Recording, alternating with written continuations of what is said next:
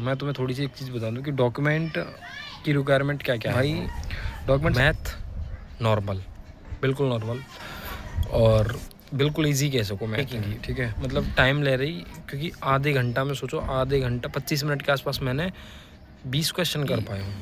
तो एग्ज़ाम में थोड़ी सी धांधली चल रही है। तो राम राम भाई, आज एक दिन थोड़ा लेट हूँ वैसे तो खैर।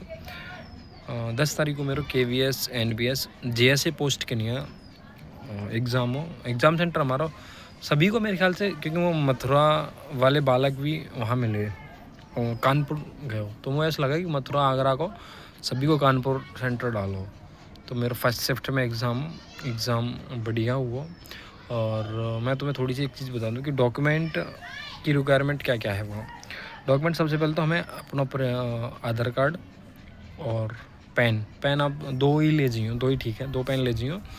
और एक दूसरा वो ले जाना एडमिट कार्ड, ठीक है।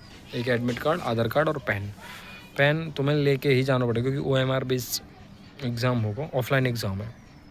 अभी मैं थोड़ा सा एक रिव्यू की बात कर रहा हूँ। रिव्यू भाई, मैथ नॉर्मल, बिल्कुल नॉर्मल और बिल्कुल इजी कह सको मैथ है, ठीक है। और रीजनिंग टाइम टेकिंग ही, मतलब टाइम ले रही क्योंकि आधे घंटा में सोचो, आधे घंटा 25 मिनट के आसपास मैंने 20 क्वेश्चन कर पाया हूँ। तो रीजनिंग थोड़ी टाइम टेकिंग है और क्योंकि उसमें काफ़ी सारे लैंग्वेज के क्वेश्चन और काफ़ी मतलब क्रिटिकल है, थोड़े क्रिटिकल तो खैर इतना भी ना है बट थोड़ा टाइम टेकिंग ही, ठीक है। और मैथ इजी, तुम्हारी मैथ कोई भी कर सके हो, 19-20 ऐसे। और उसके बाद कंप्यूटर भी तुम्हारा एवरेज ही हो, बिल्कुल एवरेज कंप्यूटर हो। हिंदी बिल्कुल आसान पूछी, इंग्लिश भी आसानी। और उसके बाद तुम्हारा क्या बचता है, हाँ यही था। और GS, हाँ भाई GS की तो मैं क्या बताऊँ, GS तो सर के ऊपर तो जा रही। GS हार्ड ही, हम यहाँ मॉडरेट भी ना कह सके, हम हार्ड बोलेंगे, ठीक है। मैथ के तो नॉर्मल सभी वो छोटे मोटे से क्वेश्चन है। बाकी रीजनिंग में एक तो समीकरण टाइप के आ रहे, एक 2 से 3 क्वेश्चन डायरेक्शन के आ रहे कि जो उत्तर पश्चिम वगैरह, और ये सभी डायरेक्शन इधर घूमता है, लेफ़्ट घूमता है, राइट घूमता है, ऐसे करके। भाई लैंग्वेज के क्वेश्चन स्टेटमेंट वाइज कथन और अवधारणा के, वो कम से कम 3-4 क्वेश्चन है, ठीक है। उनने अगर तुम करना चाहो तो बिल्कुल एक बार उन्हें देख जाइए। कंप्यूटर में ज़्यादा ऐसा कुछ खास है ना हो। मैथ रीजनिंग की मैंने बता दी। और सबसे बड़ी बात, मैं अब एक चीज़ बताऊँ कि मैंने कितने अटैम्प्ट करे भाई। मैंने 73 मेरे सही थे, 94 मैंने अटैम्प्ट किए। कंप्यूटर में मुझसे थोड़े ज़्यादा गलत हो गए, 6 क्वेश्चन कंप्यूटर में गलत हुए और एक क्वेश्चन वो मैथ में गलत हुआ, बाकी 19 मेरे सही हैं। रीजनिंग में 2-3 क्वेश्चन गलत हुए हैं। और क्योंकि भाई सबसे मेन चीज़ है, तुम्हारी आँखन क्या है, घड़ी चलती रहे और जब तुम टाइम में बार बार देखते रहो, उसमें तुम्हारे माइंड में ये चीज़ भी रहे कि भाई OMR भी भरनी है। और हाँ, OMR तो याद आयो कि आप ना एक गलती बिल्कुल मत करियो कि कभी बस पेपर ही करने पर रह जाओ, OMR ना भरो।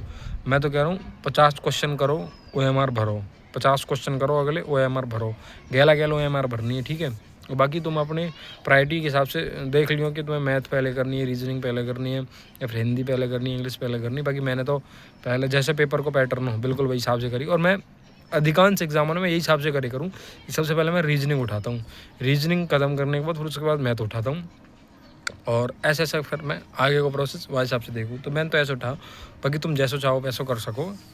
और मेरे 73 क्वेश्चन सही हैं, 71 क्वेश्चन सही हैं और 23 क्वेश्चन गलत हैं मेरे। तो इनने सभी काट पीट के मेरे 190 नंबर बन रहे हैं। और आंसर की तो मैच करी, हो सके कि कुछ 1 आध 2 4 5 नंबर प्लस माइनस हो सकें, या में कोई होना है। अब तो भाई हाँ, दूसरी बात, अगर देखो मेरा जितना मानना है कि जिनके 170 से ऊपर नंबर है, 170-180 के आसपास हैं, मतलब ऊपर ही, कोई भी कैटेगरी हो, वो Tier 2 की तैयारी करो, JSA वाले टाइपिंग करो, और बाकी जो PRT वगैरह वाले हैं वो अपना PRT की आगे के जो उनको वो है उसकी तैयारी करो, इंटरव्यू वगैरह की, और उसकी Tier 2 की बाकी मेरे इतने नंबर है भाई, मैंने ऑनेस्ट रिव्यू दूँ है। और कुछ ऐसा थोड़ा सा सुनने में आया कि एग्ज़ाम में थोड़ी सी धांधली चल रही। अब हालांकि हमारे सेंटर पर नहीं, पर कुछ बालक कह रहे हैं। अब मैं अच्छी से बिल्कुल ना मान रहा हूँ, क्योंकि भाई सीबीएसई इस सारी चीज़ को कंडक्ट कर रही है, तो ऐसा तो कुछ हो नहीं सकता। पर हो सकता है कि वो कुछ गलत अफवाह फैला रहे हो, ऐसा भी हो सकता है। बाकी आपको कौन से शिफ्ट में एग्ज़ाम हो और आपके नंबर कितने बन रहे हैं आफ्टर नेगेटिव, नेगेटिव काटने के बाद, और कैटेगरी कौन सी, एक बार आपसे यहाँ सभी चीज़ें ने कमेंट कर दिया। ठीक है भाई, राम राम।